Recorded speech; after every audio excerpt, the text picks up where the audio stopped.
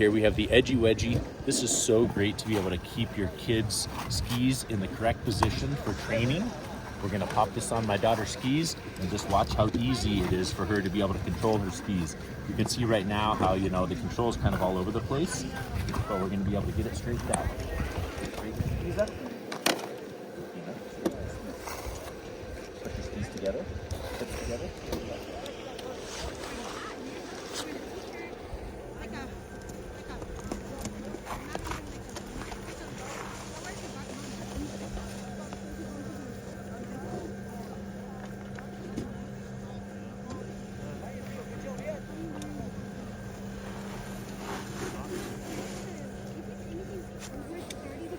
So they just tighten there on top of the skis, and now it's going to keep the skis so that they will always stay in the correct position for swing. You ready? Yeah. All right, let's do this.